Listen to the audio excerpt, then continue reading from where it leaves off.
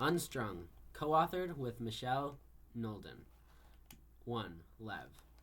Do it for him, a woman says, her voice quiet but steeped in authority. Mired in a numbing gray fog, Lev feels her cool fingers on his neck, taking his pulse. His throat hurts, his tongue feels like chewed leather, his left wrist aches, and he can't open his eyes. Not yet, Ma. Like his eyes, Lev's lips won't open. Who is it who just spoke? Maybe one of his brothers? Marcus, perhaps? No, the voice is wrong, and no one in his family is so informal as to call their mother Ma. All right, he hears the woman say. You decide when he's ready, and don't forget your guitar. The sound of footsteps recedes, and Lev slips back into darkness. When he wakes again, his eyes open, but only a sliver. He's alone in a large bedroom with blinding white walls. A red woven blanket covers him. Beneath him, he can feel a smooth and expensive cotton sheet, like the ones he once knew. He's on a bed that's low to the ground, and beyond its foot, he sees the fur of a mountain lion on the slate floor. He shudders at the sight of it. An oak burrow faces him. It has no mirror, and for the moment, he's glad. Forcing his eyes wider, he sees unshuttered windows on the far wall, the light beyond them weakening to dusk. Or is it strengthening to dawn? There's a nightstand next to him, a stethoscope is coiled there, and for a brief, devastating moment, he thinks he's been discovered and taken to a harvest camp. Despair presses him again against the cotton sheet. He sinks into the fog that fills his head, confusing dreams with delirium and making a mockery of time. He drifts through the fog until he hears, when he wakes, get his name. It's a different voice, deeper. The council can't give him a sanctuary without a name. Cool fingers touch his wrist again. I'll keep that in mind. He senses the woman leaning over him. He can hear her breathing. She smells of sage and smoky cottonwood. It's comforting. Now leave us be. He feels a prick in his upper arm, like a trink dart, but not. The world goes hazy, but not like the fog. This is a different kind of sleep. Suddenly, he's standing in a yard, near a briefcase covered in mud that lies halfway down a hole. Outside the picket fence, police are sliding toward him. No, it's not him they're interested in. It's the skinny Umber kid with him. Sci-Fi's hands overflow with gold chains and glittering stones of every color. He's pleading with the sienna-colored man and woman who clutch each other, staring at the kid in terror. Please don't unwind me. Sci-Fi's words are hoarse and choked with sobs. Please don't unwind me. A cool hand touches Lev's cheek, and the memory is sucked in like a mental gasp. He left Sci-Fi days ago. He's somewhere else now. You're safe, child, the woman's reassuring voice says.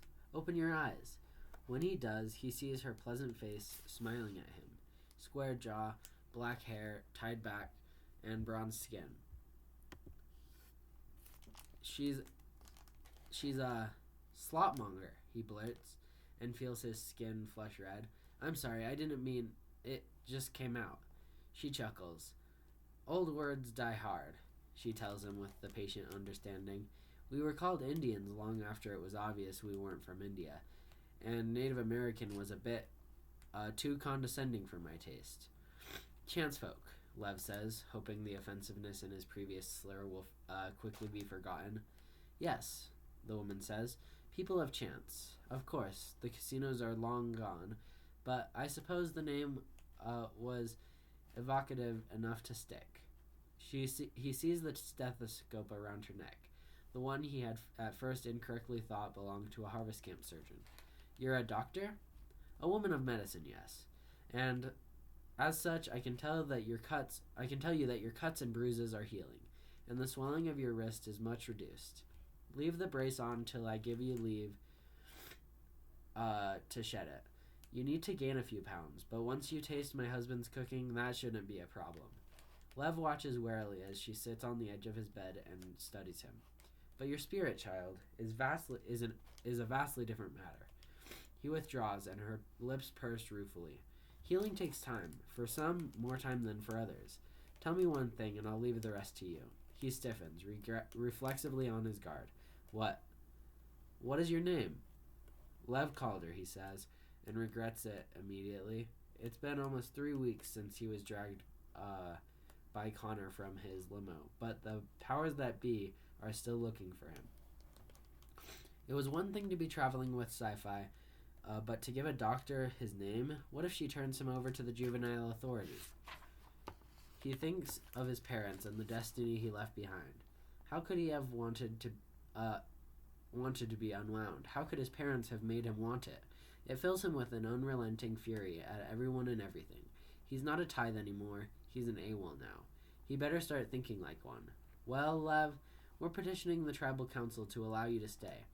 You don't have to tell me all you've been through. I'm sure it was horrible. And then her eyes brighten. But we people of chance do believe in people of second chance. 2. Will. He stands in the doorway watching the boy sleep. His guitar hangs down his back, warm from the sun, strings still humming. He doesn't mind being here, though he was sorry to have to leave the forest. His time accompanying the sounds of shivering leaves, whirling dust devils, and powerful Chinook winds is always special to him. There's calming joy in transposing nature to music, adapting the chords of yellow-shouldered blackbirds, prairie dogs, and wild pigs, bringing their voices into each movement he plays. Will brought Dad's leftover blackberry crumble to the forest with him. Una brought some elk jerky and a thermos of cinnamon spiced chocolate. She sat with him beneath a spreading oak while he played, although she left before he finished, and it was her turn to clean the workshop. His guitar always sounds a little melancholy when Una leaves. The AWOL boy that his mother had taken into their home had been awake for a day now, but he hasn't come down for anything, even meals. Dad offered to carry him, but Ma said he needed more time. Can't fret over AWOLs, his father told her. They never stay long, and they're too desperate to be grateful. But Ma just ignores him. She's taken the boy under her protection, and that is that.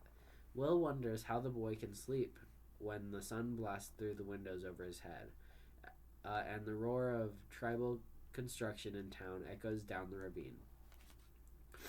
The boy's chest rises and falls, and then his legs churn beneath the sheets as if he's running. Will is not surprised. AWOLs know much about running. Sometimes he thinks that's all they know. Will is confident the boy will be calmed. Wild animals, rattlesnakes, and feral teenagers go quiet in Will's presence. Even when his guitar hangs silent on his back, his presence calms them, perhaps in anticipation of what he'll deliver.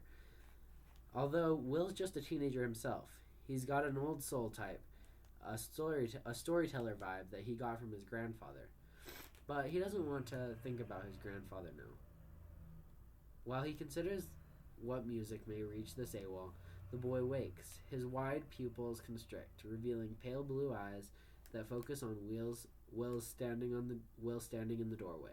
Will takes a few steps into the room and sits on the mountain lion skin, swinging his guitar into his lap in a single practiced movement. My name's Chawalayu, he tells the boy, but everyone calls me Will. The boy stares at him guardedly. I heard you talking yesterday. The medicine woman is your mom? He nods. The kid looks about 13, 3 years younger than Will, but something about his eyes makes him seem like he's going on 100. More old soul style, but of the world-weary kind. Life has done a number on this AWOL. Okay if I play my guitar here? Will asks, his voice as gentle as he can make it. The boy squints suspiciously. Why? Will shrugs. It's easier for me than talking. The boy hesitates, chewing on his lip. Sure, okay.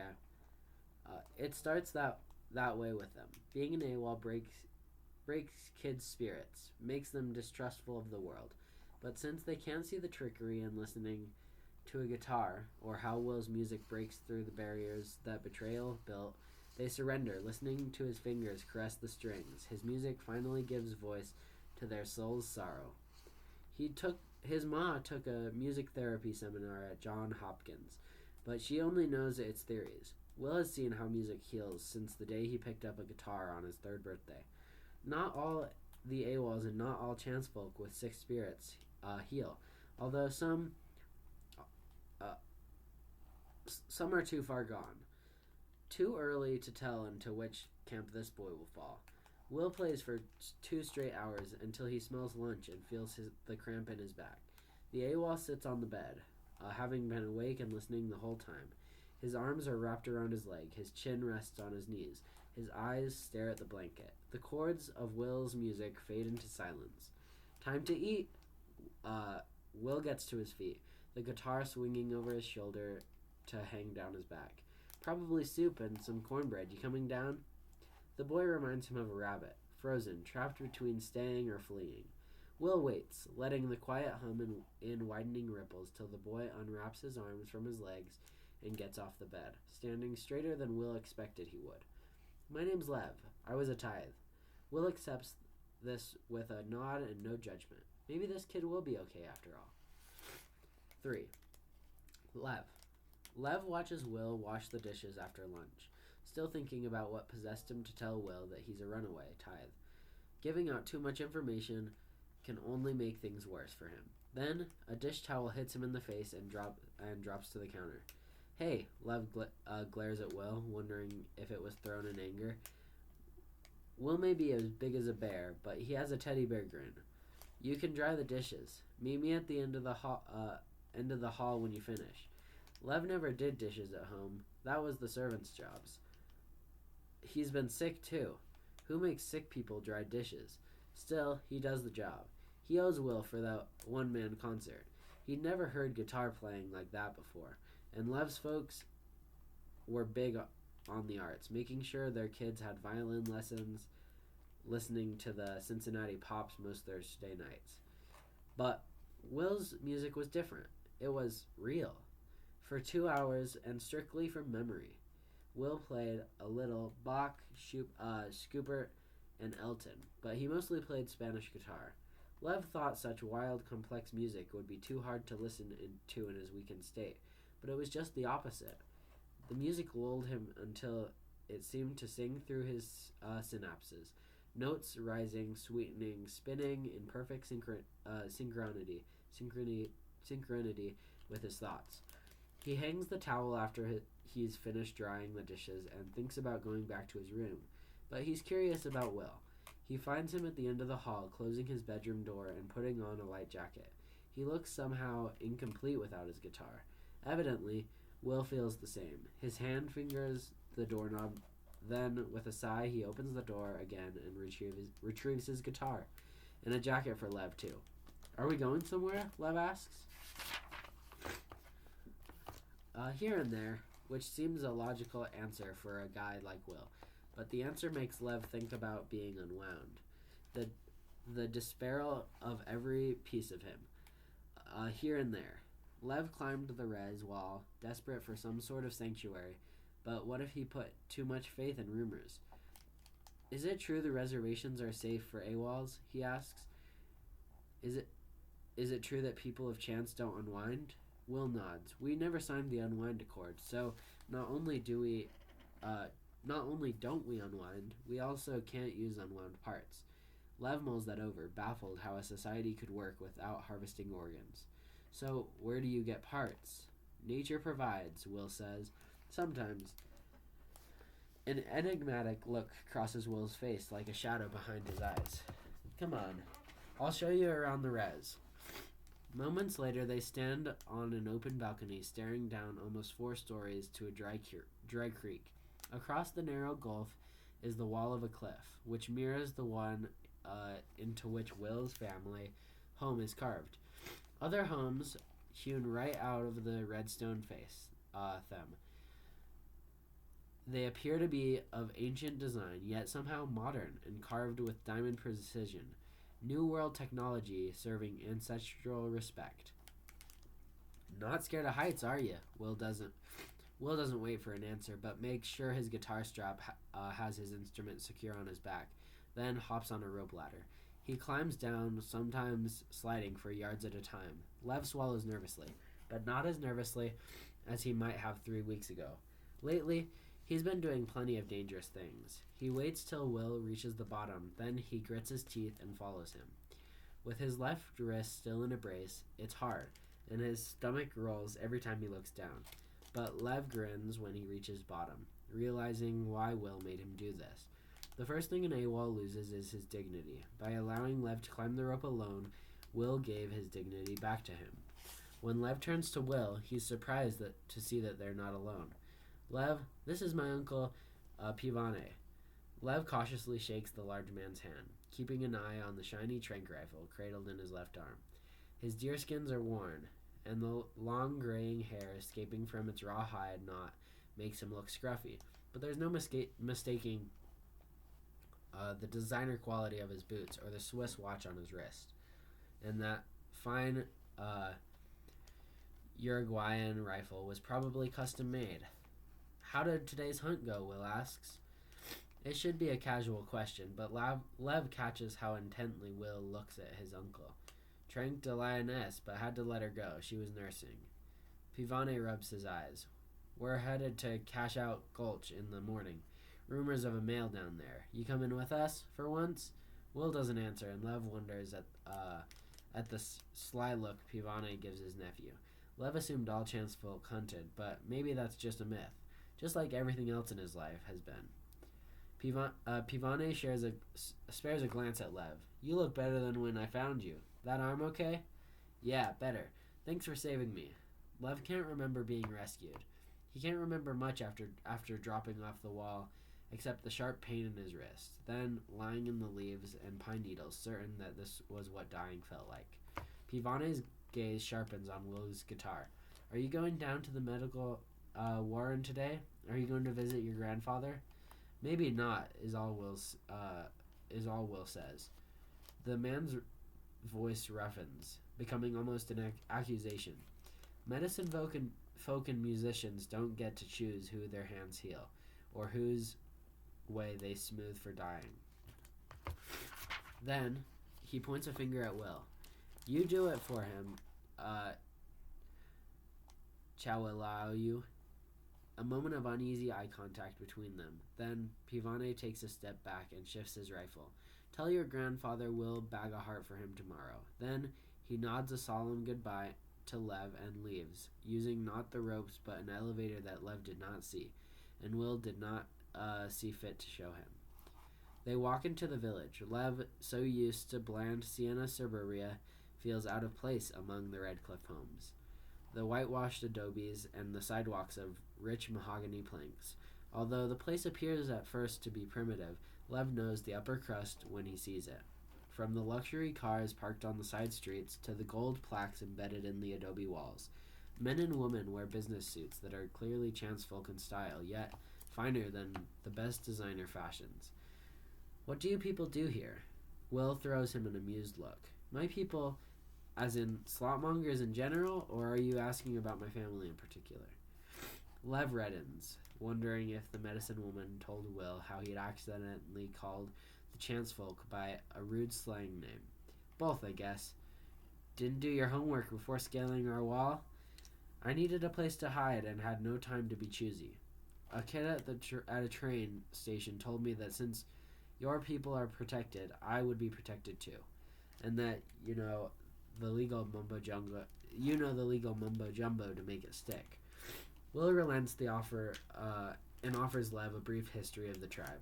When my grandfather was a kid, the res made a bundle, not just from gaming, but from some lawsuits over land usage, a water treatment plant, a wind farm that went haywire, and casinos we didn't want but got stuck with when another tribe rolled on us. He shrugs uncomfortably. Luck of the draw. We've got it better than some tribes. Lev looks down the street where the curbs gleam with gold. Way better by the look of it. Yeah, says Will, looking both embarrassed and proud at the same time. Some tribes did wise investing their casino cash. Others squandered it. Then, when the virtual casinos got ritzier than the real ones, and it all came crashing down, tribes like ours did very well. We're a high res. You're lucky you didn't jump the wall of a low res. they're much more likely to sell AWOLs to parts pirates. Lev has, of course, heard of the wealth chasm between the rich tribes and the poor ones, but as it were never a part of his world, he never gave it much thought.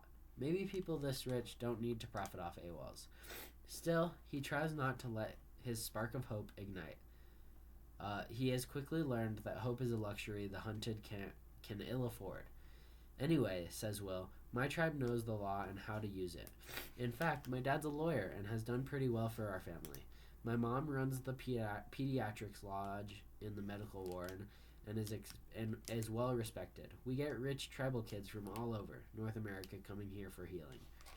Lev wonders at the irony in Will's voice, but feels awkward about asking him more questions. His mother always told him it was rude to talk about money, especially if you didn't know the person well. But on the other hand, after listening to Will play the guitar for him, he feels he knows Lev much better than his own family knows him. Will stops before a small storefront at the end of the street. A carved oak sign says, luthier. He tries the handle, but it's locked. I wanted to introduce you to my fiance, but I guess she's taking a break. Fiance? Yeah, says Will. It's like that around here. Lev looks up at the sign above the door, feeling increasingly ignorant. So, what's a luthier? Guitar maker. Una is an apprentice to the Rez's best. You mean there's more than one? It's kind of a tribal specialty. Will looks around, clearly disappointed, and Lev realizes this was less about showing him around than it was about showing him off to his fiancée. Ready to go back yet? But Lev is tired of hibernating at Will's house. Besides, if that petition is approved, this could be his new home. The thought gives him a strange chill, excitement laced with fear of a future so new and unknown. There have never been unknown quantities in his life. Until a few weeks ago, everything was carefully laid out for him, so he never needed to consider the concept of possibilities. But now there are possibilities enough to make him dizzy. Show me more?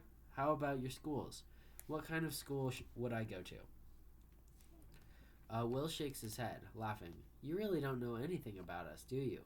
Lev doesn't dignify that with a response. He just waits for an explanation. Very young kids learn what they need to from extended family and the neighborhood elders, Will explains. Then, as their talents and passions are recognized, they're apprenticed to a master in the field, whatever field that is. Seems kind of narrow to learn only one thing. We learn many things from many people, Will says, as opposed to your world where you're taught all the same things by the same people. Lev nods. Point taken. Advantages and disadvantages to both, I guess.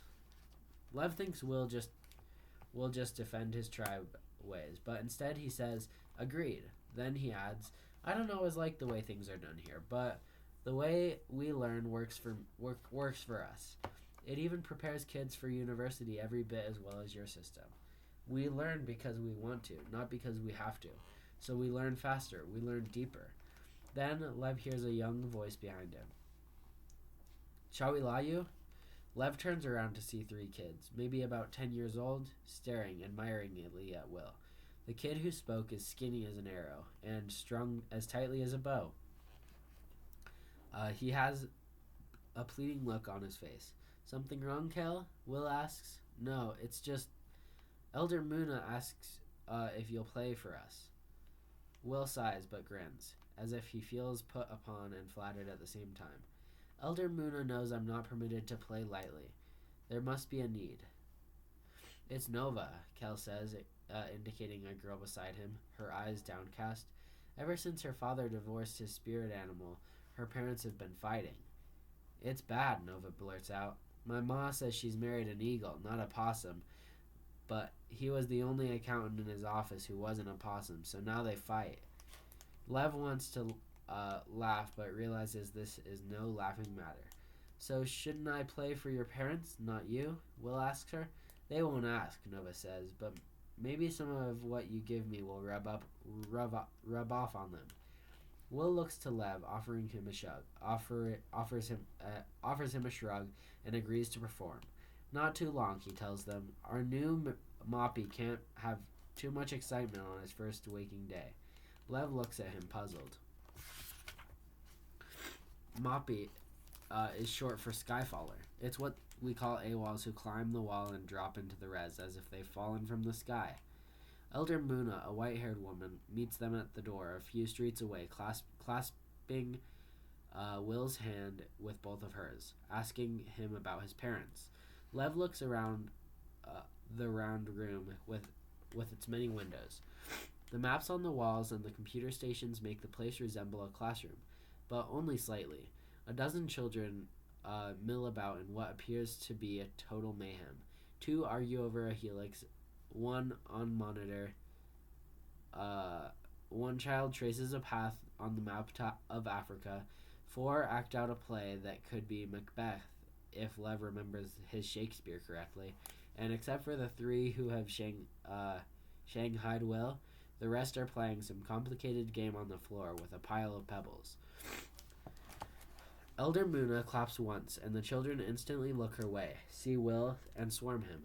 He shoos them away, and they stampede to the center of the room, jostling for the best place on the floor. Will settles on the stool, and all the kids start shouting their favorites at him. But Elder Muna silences them with a raised hand. The gift is for Nova today. She will choose. The Crow and Sparrow song, Nova says, trying to hide her delight with a solemn expression. The song is markedly different from the music Will played for Lev. This tune is bright and joyous, evoking perhaps a different kind of healing. Lev closes his eyes and imagines himself a bird flitting through summer leaves in an orchard that seems to go on forever. It captures, if only for a few moments, a sense of innocence recently lost. When the song is done, Lev raises his hands to clap, but Elder Muna, anticipating this, gently takes his hand before he can and shakes her head no. The group of kids sits in silence for a good 30 seconds, filled with the aftermath of the song. Then the elder releases them, and they all go back to their games and learning. She thanks Will and wishes Lev luck with his new journey, and they leave. You're really amazing, Lev tells him once they're out on the street. I bet you could make millions outside the res with your music. It would be nice, Will says wistfully, almost sadly, but we both know that's not going to happen.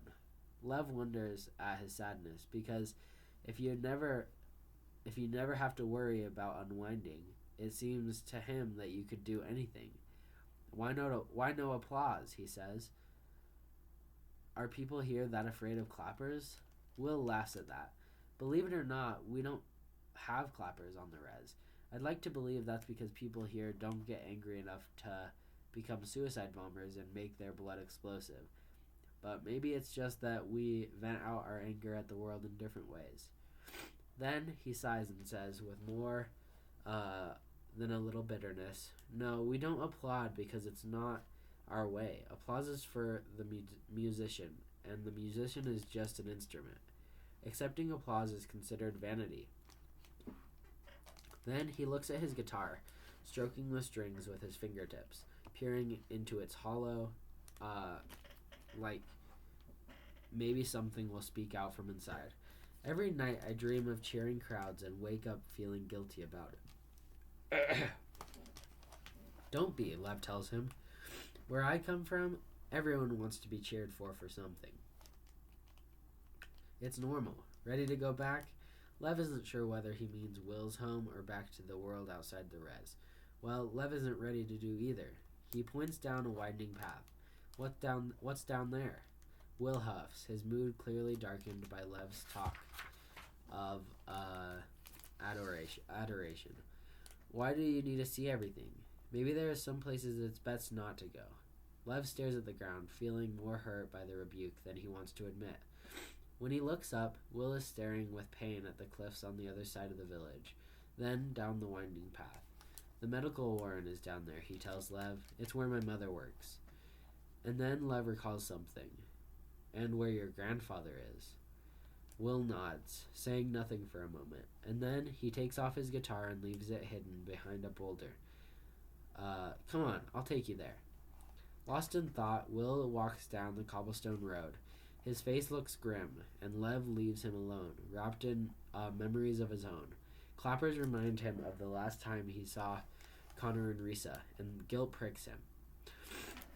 They rescued him, and in his own uneasy ambivalence between his past and his future, he betrayed them. Connor and Risa pretended to be clappers, solemnly applauding in grand rhythmic sweeps, and it caused a panic. They escaped. He hopes. The truth is, he has no idea what befell them. They could be unwound by now and in a divided state. The more he thinks about it, the more he despises that euphemism. The road curves outside the village toward the wide fissure in the cliff and dips into a gulch filled with gleaming one-story buildings separated by green belts. The first building is the pediatric lodge, Will explains terracely as they pass. Will doesn't stop, but Lev peers through the window and into the patios, hoping to see the medicine woman. He sees other healers and a group of children, but not Will's ma. Lev shoots a look at Will and sees his eyes glued on someone ahead.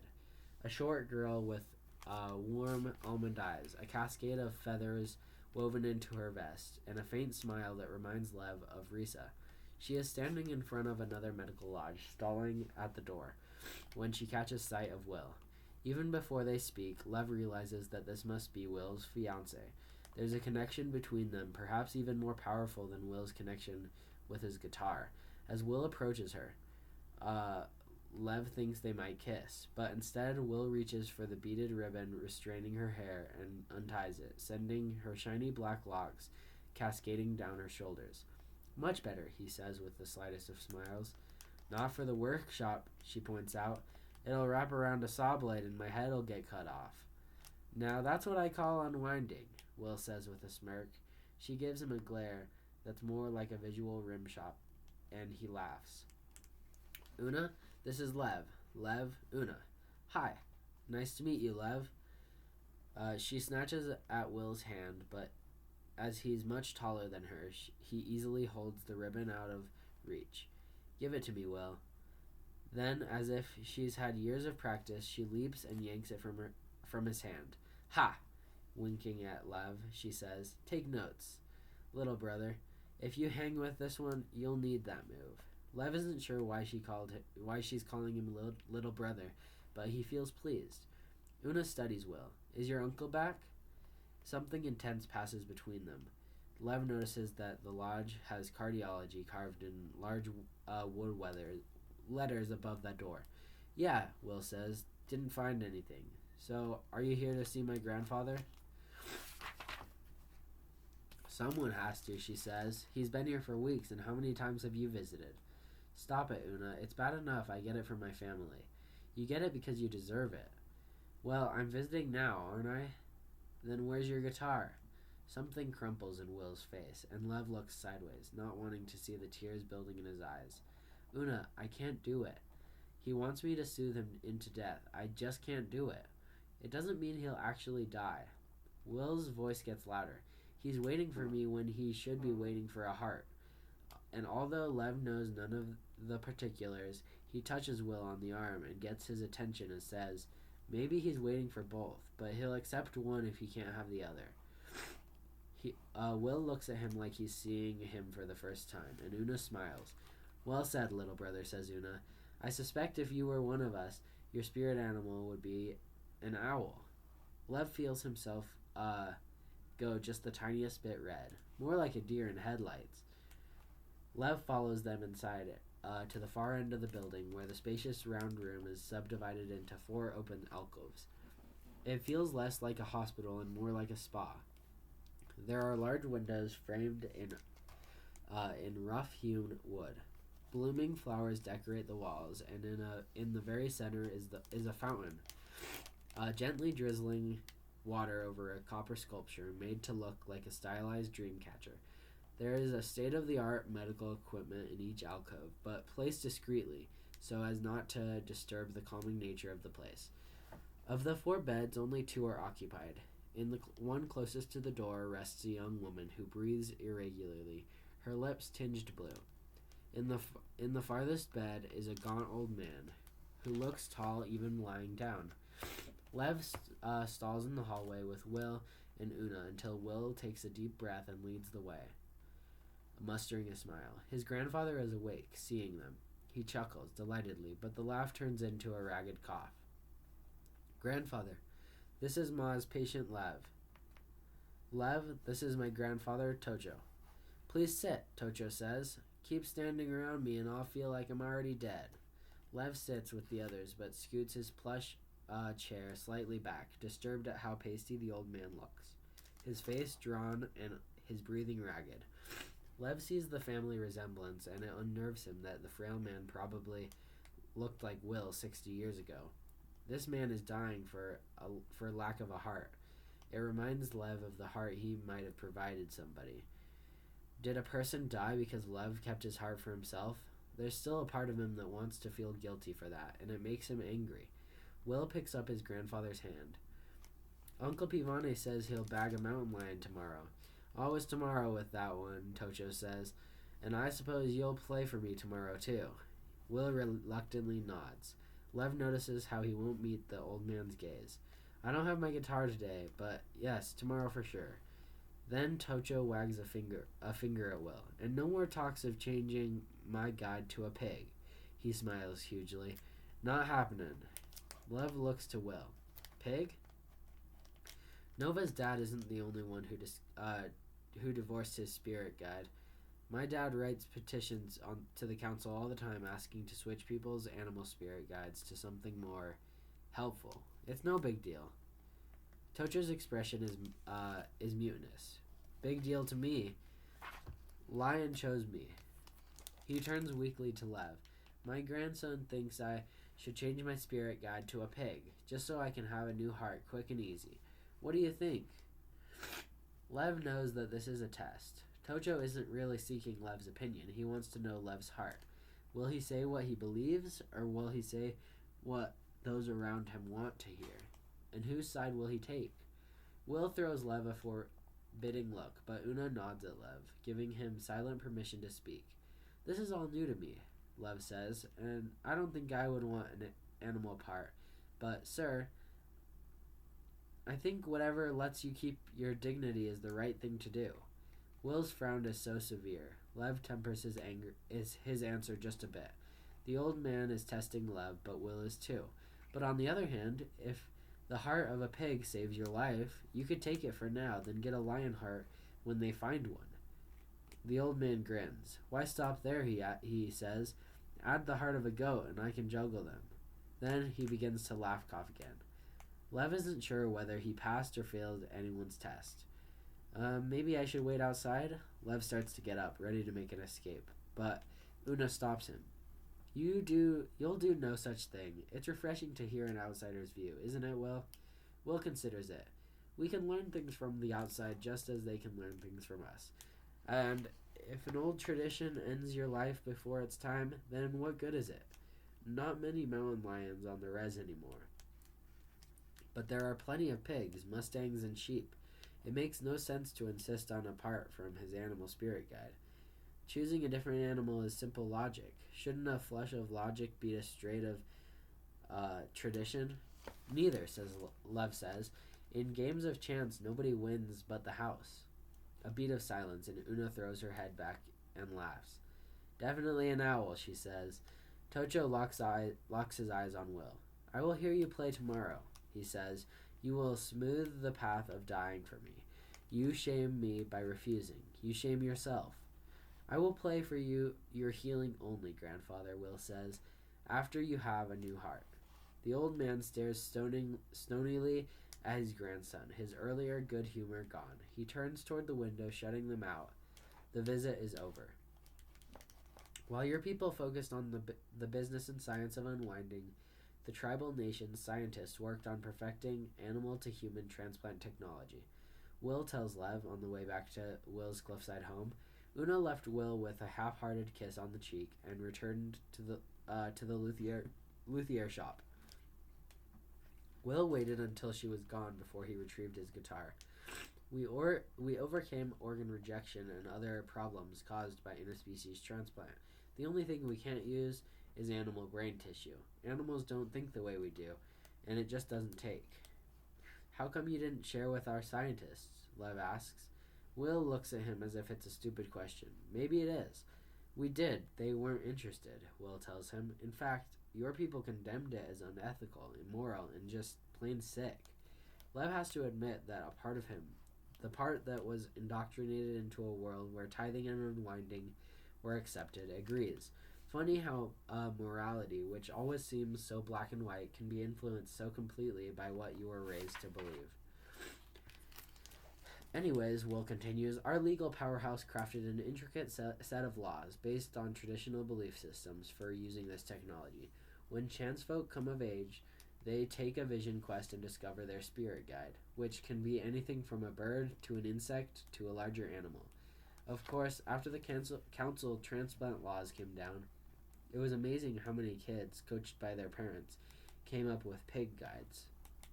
Lev doesn't quite get it until Will explains that, aside from primates, pigs are biologically closest to humans. Mountain lion is a worse case, Will says. Vastly different biology from humans, and on top of it, carnivores weren't created to last as long as plant eaters, so the heart gives out quickly. So what's your spirit guide? Lev asks. Will laughs. I'm even more screwed if I ever need an organ. It was a crow that spoke to me, and then he becomes silent. For a moment, pensive. The way he gets when he plays. They call my music a gift, but treat it like an obligation. I am shameful if I don't use it the way they see fit. He spits, leaving a dark spot on a boulder as they pass. I would never accept a human part, little brother, but there are many things your world has to offer that I would take. Like a cheering crowd? Will considers it. Like being appreciated.